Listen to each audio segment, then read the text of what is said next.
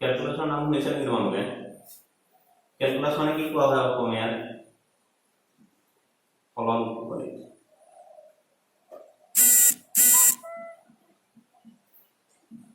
ফলন গণিত হ'ব ক্যালকুলাস মানে হৈছে তোমাৰ ফলন গণিত আমি ফলন গণিতৰ থ্ৰুৰে এগেইন ইকুৱেশ্যন কেইটা প্ৰুভ কৰিম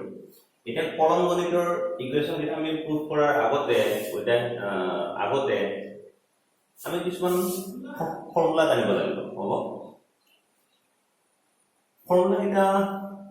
য'ত দৰকাৰ হয় তেতিয়া প্ৰয়োগ কৰি যাম তেতিয়াহ'লে অলপমান ইজি হ'ব নেকি মোৰ তেনেকুৱা এটা লাগিছে য'ত দৰকাৰ হয় মই লিখি দি যাম তোমালোকে সেইকেইটা এক্সট্ৰাকে লিখি দিব হ'বনে ন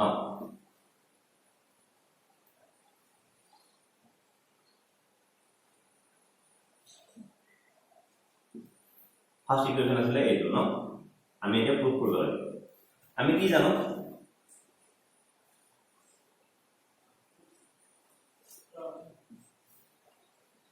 আমি কি জানো a = dv by dt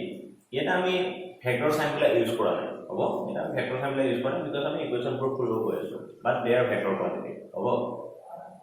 নাও এইটো আমি যদি ক্ৰস মাল্টিপ্লাই কৰিলো তেতিয়াহ'লে কি হ'ব dv = a dt right now ইয়াৰ পিছতে তোমাৰ আহিব মেইন ফিজিক্স যৰ পৰা নেকি তোমালোকে ফিজিক্সটো एक्चुअल फिजिक्स पढ़ी আছে লাগে এতিয়ালৈকে যি পঢ়ি আছিল কি লাগিছিল বেসিক্স রাইট নাও এতিয়াৰ পৰাহে তোমাৰ অলপ টান লাগিব চাবা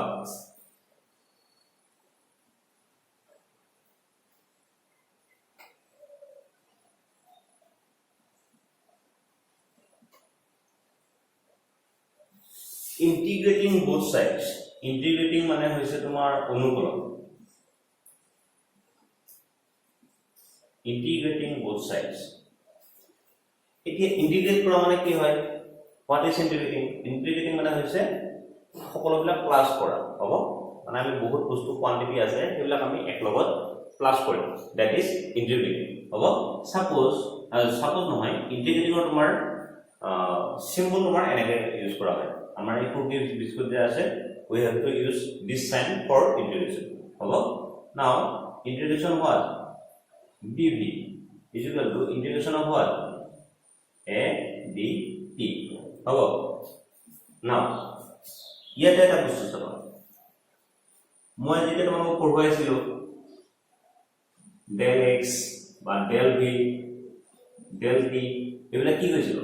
these are small change মানে অলপ চেঞ্জ হলে তোমাক আমি এনেকে লিখিছিলো মানে চেঞ্জ হলে আমি এনেকে লিখিছিলো হয় আৰু যদি বহুত বেছি স্মল হয় আমি কি লিখিছিলো dd বুলি লিখিছিলো মানে এই লিমিট ইউজ কৰিছিলো যে আমি limit লিমিট ইউজ কৰিছিলো সো তাৰমানে কি আলটিমেটলি কি হয়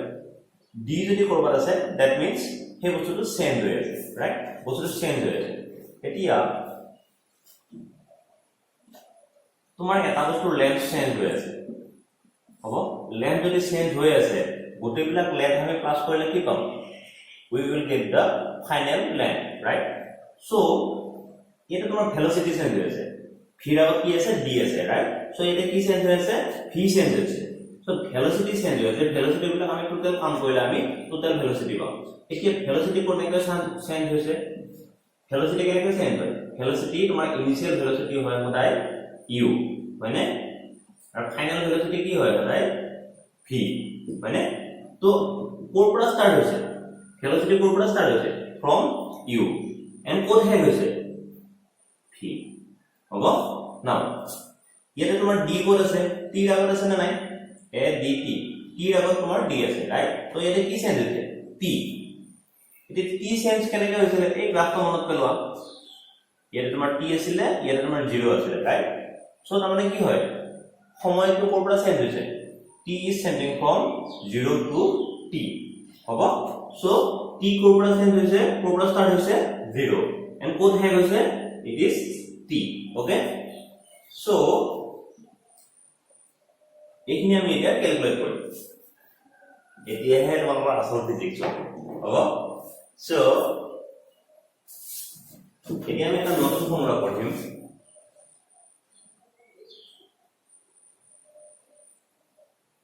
now only dx লিখা যদি এনেকুৱা হয় then it is x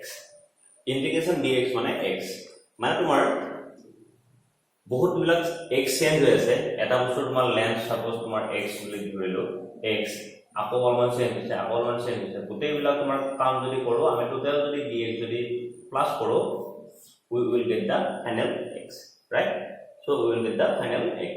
হ'ব and okay sorry এটা লৈকে এইটো ৰাখা হ'ব so এইটো কি হ'ব dv কাম কৰিলে তোমাৰ কি হ'ব টোটালি v হ'ব এতিয়া এই u আৰু v যে আছিল সেইটা ক'ত গ'ল আমি এটা ব্ৰেকেট দিম v টো ক'ত আছিল ওপৰত তলত কি আছিল u হ'ব নাও এটা তোমাৰ কি চেঞ্জ হৈছে p তো এটো কি হয় এটো এটা কনস্ট্যান্ট বুলি কনসিডাৰ কৰা যেটো বস্তু তোমাৰ চেঞ্জ হৈ আছে সেইটো তোমাৰ চেঞ্জ হৈ আছে but যেটো তোমাৰ চেঞ্জ হোৱা নাই a is not changing so a is constant okay so a তো আমি বাহিৰত ৰাখিলো a তো বাহিৰত ৰাখিলে কি হ'ল এইটো dt 0 পৰা t হ'ব so again মই যদি এইফালে লিখো এটা আমি কি পাম এটা তোমাৰ v থাকিলে v u right আৰু এইফালে হ'ব তোমাৰ a আৰু dt তোমাৰ ইন্টিগ্ৰেশন কৰিলে কি হ'ব অলপ আগৰ ফৰ্মুলা মতে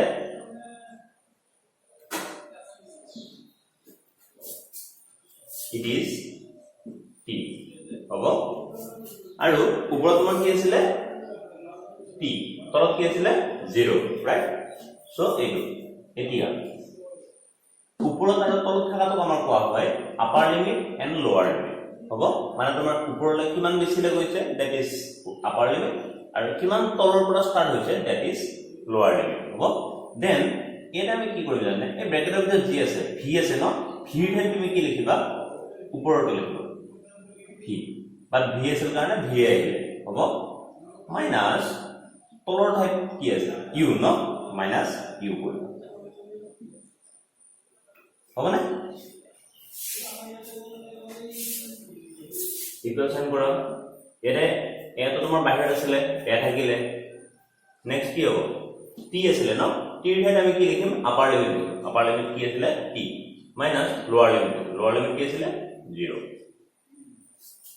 হ'ব সো এটা আমি যদি ব্ৰেকেট ভাঙি দিও তেতিয়া কি হ'ব v minus u equal to a t minus 0 মানে কি হয় t আৰু আমি এটা যদি কৰি দিও v equal to u plus a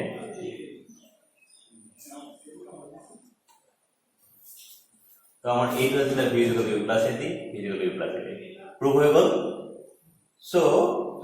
এইটো তোমাৰ ক্যালকুলাস মেথড কৰি ফাৰ্স্ট ডাইনামিক ইকুয়েশনটো আমি প্ৰুফ কৰিলো হ'ব বুজি পাইছা নাই তো ভালকে কমেন্ট কৰিবা বুজি পাইছা নাই আৰু খুদিবা হ'ব আৰু কি প্ৰবলেম আছে এটা নতুন বস্তু ন আমি নতুন বস্তু কোনটো পালো ফৰ্মুলাটো কি আছিল ইন্টিগ্ৰেশন অফ dx x হ'ব না ইন্টিগ্ৰেশন অফ dx মানে তোমাৰ x হ'ব এটা লোৱাৰ লিমিট আৰু আপাৰ লিমিট যদি থাকে আমি এনেকৈ মাইনাস কৰি দিম হ'ব না আপাৰ লিমিটৰ পৰা লোৱাৰ লিমিটটো মাইনাস কৰি দিম হ'ব নাও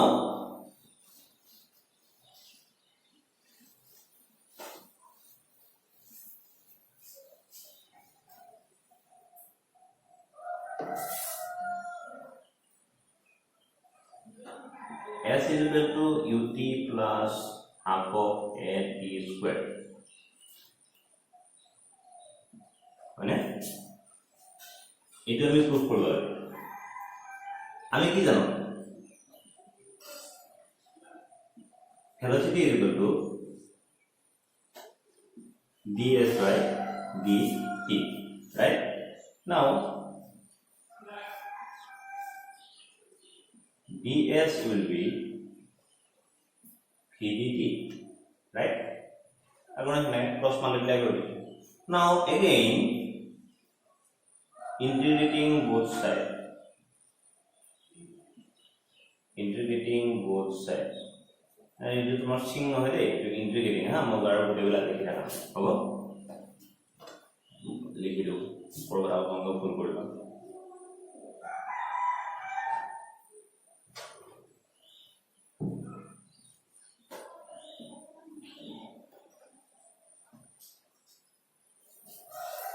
Integrating both sides, আমি কি পাম ds equal to v dt, right? Now এইটো তোমাৰ এনেকৈ ৰাখিলো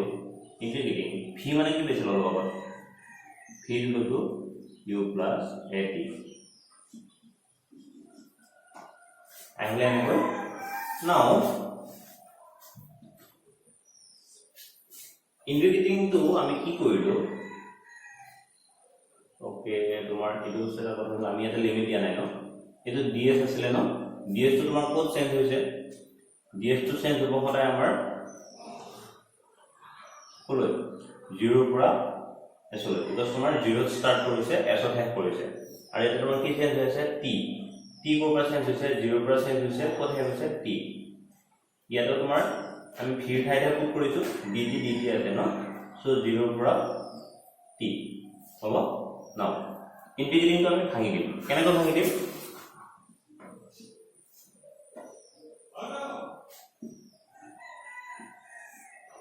লেকচাৰটো তোমাৰ কি আছিল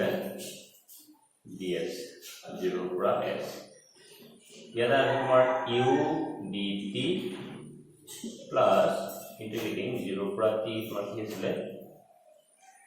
at dt right now ds তোমাৰ ইন্টিগ্ৰেশন কৰিলে কি হ'ব s upper limit s lower limit 0 right again u dt ইন্টিগ্ৰেটিং কৰিলে কি হ'ব তোমাৰ u to তোমাৰ কনস্ট্যান্ট আগতে আমি যেনেকৈ কৰিছিলো a তো কনস্ট্যান্ট বাহিৰ কৰি লৈছিলো ন লাইক দিস ইয়াত আমি u to বাহিৰ ৰাখিলো তোমাৰ কি থাকিলে মই তোমাক এবাৰ দেখুৱাই দিছো বাৰু u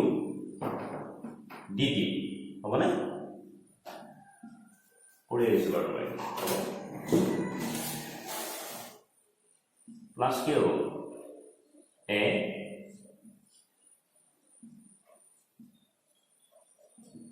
এটো মই এটো বাহিৰ কৰিলো t to বাহিৰ লোৱা নাই why কিয় because we know that here t is sending a is not sending right so as this t is sending this is also t right so যদি তোমাৰ t send হৈ আছে এই t টো আমি বাহিৰ ৰাখিব নোৱাৰো হ'ব so এখানে থাকিলে এটা তোমাৰ আপাৰ লিমিট লোৱাৰ লিমিট ইউজ কৰা আপাৰ লিমিট s লোৱাৰ লিমিট 0 হ'ব তোমাৰ u টো বাহিৰ থাকিলে dt তোমাৰ যদি ইন্টিগ্ৰেশন কৰা কি হ'ব t আপাৰ লিমিট হ'ব তোমাৰ t লোৱাৰ লিমিট হ'ব 0 plus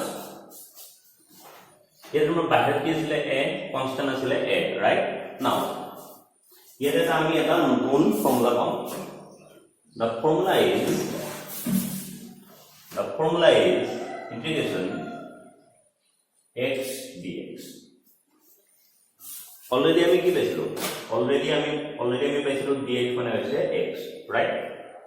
now we will get a new formula here x dx যদি তোমাৰ x dx এনেকুৱা হয় then কি হ'ব ইন্টিগ্ৰেশন কৰিলে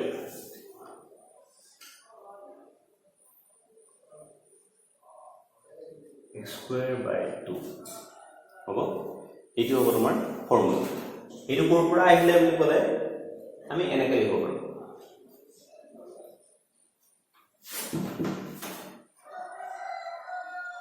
x to the power n dx এইটো যদি হয় কি হ'ব জানানে x to the power n plus 1 by n plus 1 এইটো হৈছে তোমাৰ মেইন ফৰ্মুলা আৰু এইটোৰ পৰা আমি এইটো পাইছো হ'ব x to the power n dx মানে হ'ব x to the power n plus 1 by n plus 1 এটা তুমি সাপোজ এটা কনসিডাৰ কৰিছো x dx তেতিয়া কি হ'ব x ৰ পাৱাৰ কিমান আছে ইয়াতে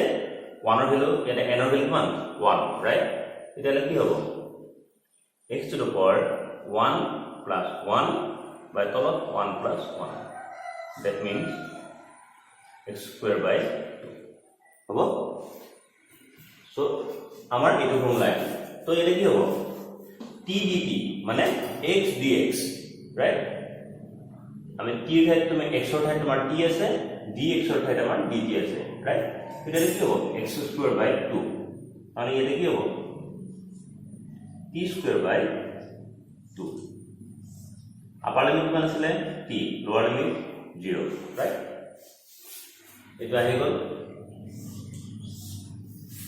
নাও s minus 0 মানে কি হ'ল তোমাৰ x u আপাৰ লিমিটৰ পৰা লোৱাৰ লিমিট মাইনাস কৰা t minus 0 প্লাস a এটা তোমাৰ তলত কি আছে 2 আছে ন 2 তো কি হয় না কনস্ট্যান্ট হয় রাইট সো 2 তো তুমি তলত আনি হ'ব দেন এটা কি থাকিলে t স্কয়ার এটা t স্কয়ার ঠাইত আমি t পুট কৰিম আমি t ঠাইত t পুট কৰিম স্কয়াৰ তো তোমাৰ কি থাকিব স্কয়াৰ থাকিব ৰাইট মাইনাস t ঠাইত তুমি 0 পুট কৰা হ'ব হৈ গল এটা কি হ'ব x ut plus a by 2 t square মানে এটা আমি যদি লিখো কি হবে x ut plus half of a t square right so কি হল আমাৰ এই ইকুয়েশনটো প্রুভ হল হ'ব তো এতিয়া ফিজিক্স পঢ়াব লাগিছে না নাই লাগিছে না বাৰু ভালকে চাবা যদি এটা বস্তু যদি মিস্টেক হয় দেন ভুল লাগি যাব হ'ব move to the third equation of kinematic equations আমাৰ গতি সূত্ৰৰ তৃতীয়টো তৃতীয়টো কি আছিল v স্কয়াৰ = u স্কয়াৰ হয় তো এটো প্ৰুভ কৰিম আমি কি জানো acceleration = dv by dt right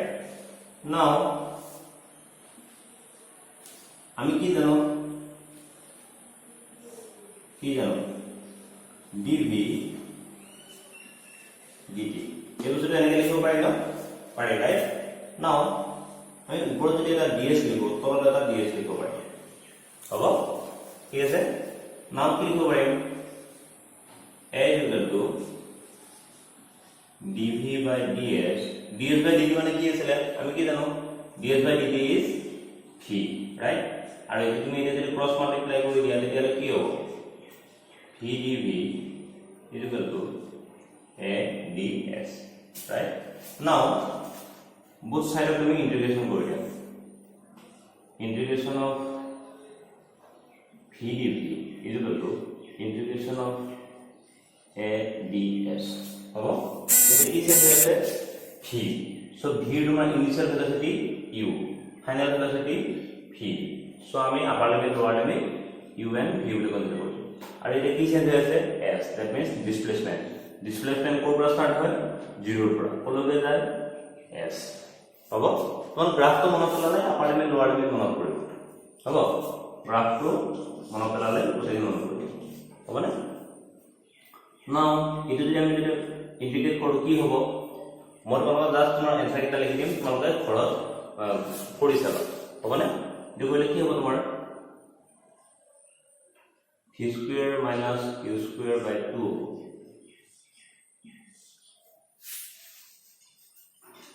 হ'ব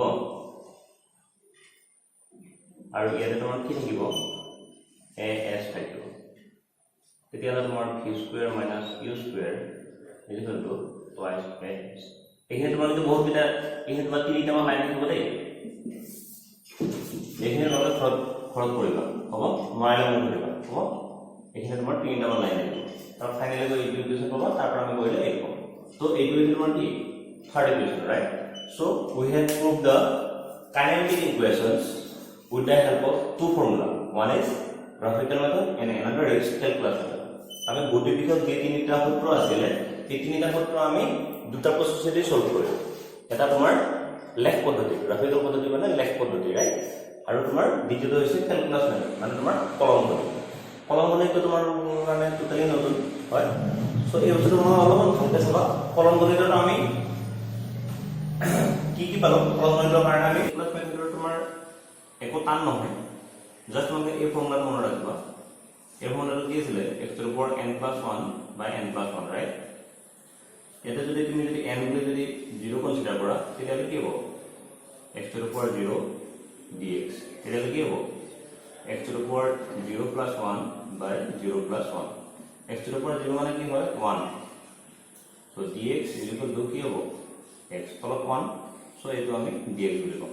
তো আমি এইটো মই কৈছিলো ন এইটো ফৰ্মুলা দিছিলো ৰাইট ইন্টিগ্ৰেশন অফ dx মানে x হয় আকৌ যদি তোমাৰ n যদি 1 বুলি কনসিডাৰ কৰা তেতিয়া কি হ'ব x to the power 1 dx is equal to কি হ'ব x to the power 1 plus 1 by 1 plus 1 that means what x dx মানে কি হ'ব x square by 2 so এই ফৰ্মুলাটো যদি মনত ৰাখা এই ফাৰ্স্ট ফৰ্মুলাটো যদি মনত ৰাখা তোমালোকে then তোমালোকে ক্যালকুলাস মেথড এতিয়ালৈকে তোমালোকে ক্যালকুলাস মেথড যিখিনি পঢ়ি আছা সেইখিনি পাৰিবা হ'ব so till now ক্যালকুলাস এখানে সীমাবদ্ধ কৰি ধৰি ৰাখা অলপ পিছত আকৌ দৰকাৰ হ'ব বাৰু তোমালোকৰ ইন্টিগ্ৰেশন হয় আৰু তোমালোকে যেনেকৈ dd লিখিছিল ন dv by dt এইবিলাকো বেলেগ ধৰণৰ ক্যালকুলাস হয় ইন্টিগ্ৰেশনটো বেলেগ ক্যালকুলাস হয় এইটো বেলেগ ক্যালকুলাস হয় এটা লাহে লাহে গম পাব হ'ব সো এতিয়ালৈকে কি লাগিলে তোমাৰ এতিয়া ফিজিক্স পঢ়া যেন লাগিছে না সো যি নহওক বাৰু আমি এতিয়ালৈকে যিখিনি পঢ়িলো আজি ক্লাছৰ আগলৈকে যিখিনি পঢ়িলো সেইখিনি তোমালোকৰ বেসিক্স আছিল তো এতিয়াৰ পৰা লাহে লাহে তোমাৰ ফিজিক্স বিলাক ষ্টাৰ্ট হ'ব মেইন ফিজিক্স ষ্টাৰ্ট হ'ব সো প্ৰেক্টিস হাৰ্ড যিমানে প্ৰেক্টিস কৰিবা সিমানে বুজিব পাৰিবা হ'ব সো এতিয়ালৈকে বাই বাই থ্যাংক ইউ ভালকৈ পঢ়িবা প্ৰেক্টিস কৰিবা